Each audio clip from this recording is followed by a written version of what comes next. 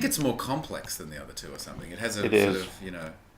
Well, and you've really got sort of the secretive, big spoilerific role, don't Well, I you? know. I mean, it's a difficult one to talk about in a way I because know. it was funny because I did some press in Australia, and the Australian press hadn't seen the movie, and in fact, I hadn't seen the movie, but obviously I knew the story, you know. And they were like, "So who do you play? Are you the bad guy?" And I'm like, "No, Ben Kingsley's the bad guy. I just play this guy that comes in between Robert and Gwyneth." And I'm like, "Oh wow, that's cool," you know. And in a way, I thought, "Oh, well, that's good. It's a good way to kind of be able to pitch it at least," you Yeah. know. But then, of course, you know, when we started the press yesterday, everyone's like, "Right, so you're the bad guy. You're in charge of the Mandarin. You're the..." I'm like, "Oh, hang on, let's not can't ruin do it for that. everybody." Well, they'll keep us from publishing any of this anyway. Well, till of after the course, movie, so of course, yeah. So it's so you get to talk a little bit, I guess. yeah, But it's what do they do when they tell you, okay, well, we're going to keep this under the hat till a certain date, or what? well. I think they basically say, yeah. Look, when I told them what I was talking about to the press in Australia, they said, no, that's great. I mean, you know, this guy comes in, and I think in one of the trailers, you sort of see a little charming moment with Gwyneth, and so it sort of looks like that's what I'm there for, you know. Yeah. So you know, But anybody that knows the comics knows that you're a bad guy.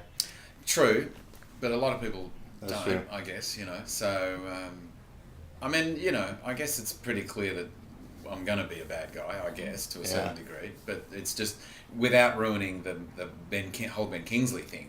And I mean, Yeah. what an amazing turn is that when he becomes, Oh yeah.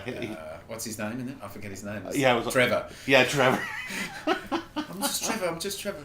Yeah, That was a fun twist, I think. I mean, it's People are gonna fantastic, love that. isn't it? Because he's so powerful as the Mandarin. Yeah.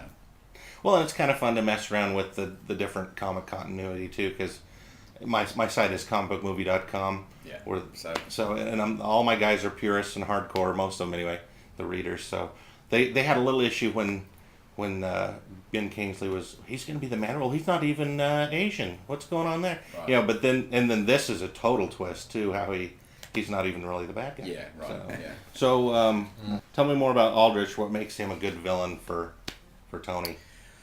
Well, I think he is, obviously once he's got extremists running through his system, he's fairly unstoppable. You know, he's pretty powerful, and I think, I think he sees a lot of himself in Tony, and I think he can see that Tony sees a lot of himself in Killian as well. So even though they've come from different ends of the spectrum, I think there's a lot of similarities about, particularly the Aldrich that Aldrich turns into, Right. the charming, The interesting thing, I think, is that, toward the end of the second Iron Man and then in this one, you see a lot of Tony's ego being sort of stripped away, whereas I think we see Aldrich's ego kind of getting larger and more out of control. And so, in a way, there's a kind of a nice psychological battle, I think, between the two of them. So, I mean, maybe Aldrich as a villain in this film is a good reminder for Tony, who he